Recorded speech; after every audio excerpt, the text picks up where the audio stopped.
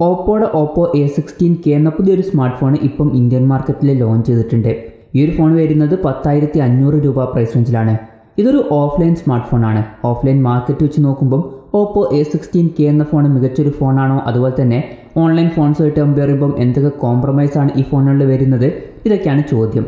ഈ ഒരു വീഡിയോയിൽ നമ്മൾ നോക്കാൻ പോകുന്നത് Oppo A16k എന്ന ഫോണിൻ്റെ ഒരു സ്പെസിഫിക്കേഷൻ അനാലിസിസ് ആണ്.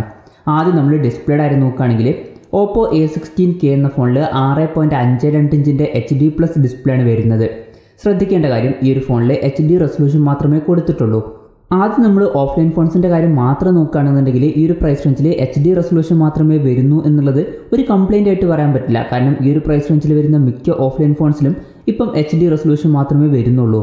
എന്നാൽ നമ്മൾ ഓൺലൈൻ ഫോൺസിൻ്റെ കാര്യം കൂടി നോക്കുകയാണെന്നുണ്ടെങ്കിൽ ഓൺലൈൻ മാർക്കറ്റിൽ ഈ ഒരു പ്രൈസ് റേഞ്ചിൽ പല ഫോണുകളിലും ഫുൾ HD റെസൊല്യൂഷനുമായിട്ട് വരുന്ന ഡിസ്പ്ലേകൾ വരുന്നുണ്ട്.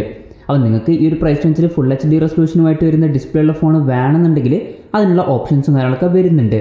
പിന്നെ ഈ ഫോണിൽ കൂടിയ റിഫ്രഷ് റേറ്റ് സപ്പോർട്ട് ചെയ്യുന്നില്ല.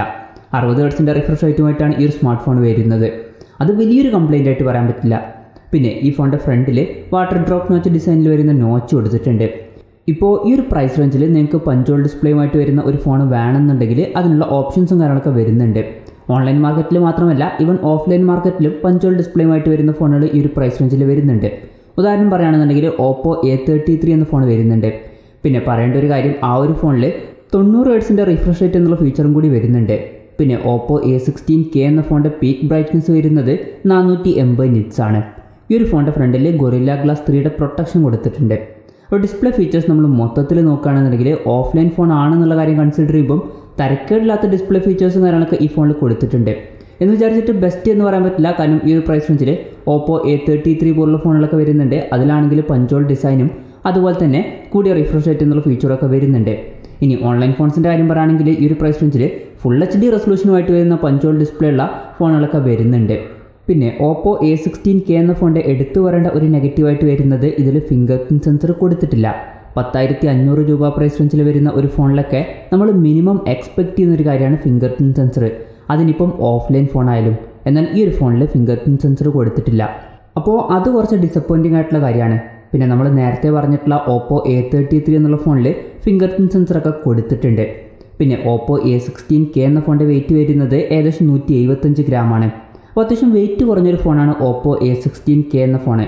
അതുപോലെ തന്നെ തിക്നെസ് വരുന്നത് 7.85 mm ആണ്. പിന്നെ ഈ ഫോണിൽ IPX4 റേറ്റിംഗ് സപ്പോർട്ട് ചെയ്യുന്നുണ്ട്. ഈ ഒരു ഫോണിൻ്റെ 3 കളർ വേരിയൻസ് ഇപ്പോൾ ഇന്ത്യൻ മാർക്കറ്റിൽ ലോഞ്ച് ചെയ്തിട്ടുണ്ട്. ബ്ലാക്ക്, ബ്ലൂ അതുപോലെ തന്നെ വൈറ്റും. ഇനി പ്രോസസ്സറിൻ്റെ കാര്യം പറയുകയാണെങ്കിൽ മീഡിയാടെക്കിൻ്റെ HELIO G35 എന്നുള്ള പ്രോസസ്സറുമായിട്ടാണ് ഈ ഒരു സ്മാർട്ട് ഫോൺ വരുന്നത്.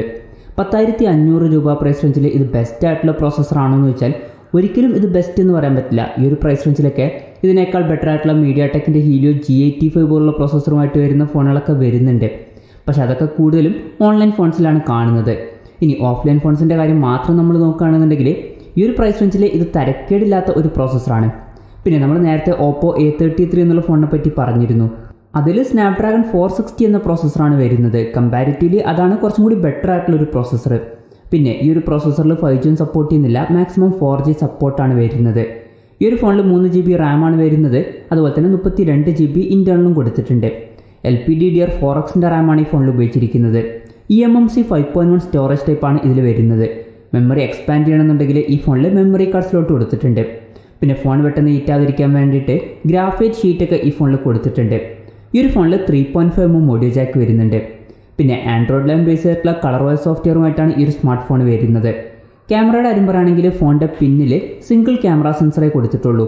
13 മെഗാപിക്സലിൻ്റെ f2.2 അപ്പേഴ്സിൽ വരുന്ന മെയിൻ ക്യാമറ സെൻസറാണ് ഈ ഒരു ഫോണിൻ്റെ പിന്നിൽ വരുന്നത്.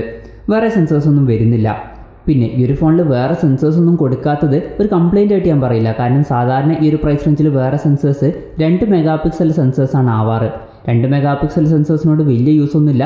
അതുകൊണ്ട് ഉള്ളതും ഇല്ലാത്തതൊക്കെ കണക്കാണ്. പിന്നെ സെൽഫി ക്യാമറയുടെ കാര്യം പറയുകയാണെങ്കിൽ ഫ്രണ്ടിൽ 5 മെഗാപിക്സലിൻ്റെ f2.4 അപ്പേഴ്സിൽ വരുന്ന സെൽഫി ക്യാമറ ആണ് വരുന്നത്. ബാറ്ററിയുടെ കാര്യം നോക്കുകയാണെങ്കിൽ ഈ ഫോണിൽ 4230 mAhൻ്റെ ബാറ്ററിയാണ് വരുന്നത്. ഫാസ്റ്റ് ചാർജിങ്ങും സപ്പോർട്ട് ചെയ്യുന്നില്ല. 10 വാട്ടിൻ്റെ ചാർജിങ് സ്പീഡുമായിട്ടാണ് ഈ ഒരു സ്മാർട്ട് ഫോൺ വരുന്നത്.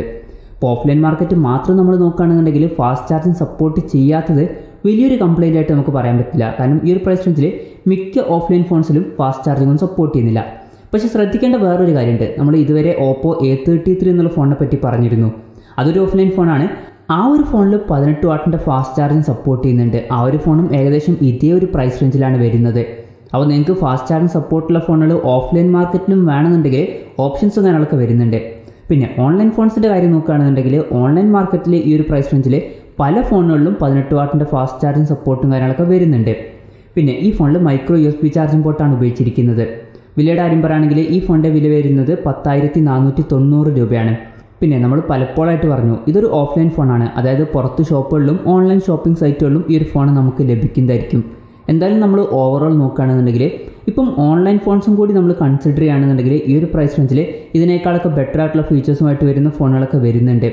ഇനി ഓഫ്ലൈൻ മാർക്കറ്റ് മാത്രം കൺസിഡർ ചെയ്യുകയാണെന്നുണ്ടെങ്കിൽ ഈ ഒരു ഫോണിൽ ഫിംഗർ പ്രിൻറ്റ് സെൻസർ വരുന്നില്ല എന്നുള്ളത് എടുത്തു പറയേണ്ട ഒരു നെഗറ്റീവ് തന്നെയാണ്. ബാക്കി ഫീച്ചേഴ്സ് നോക്കുകയാണെന്നുണ്ടെങ്കിൽ ഓഫ്ലൈൻ മാർക്കറ്റിൽ തരക്കേടില്ലാത്ത ഫീച്ചേഴ്സ് കൊടുത്തിട്ടുണ്ട്.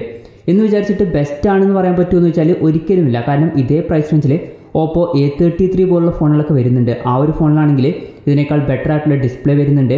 അതുപോലെ തന്നെ ഇതിനേക്കാൾ ബെറ്റർ ആയിട്ടുള്ള പ്രോസസ്സർ കൊടുത്തിട്ടുണ്ട്. പിന്നെ ഫാസ്റ്റ് ചാർജിങ് സപ്പോർട്ടും കാര്യങ്ങളൊക്കെ വരുന്നുണ്ട്.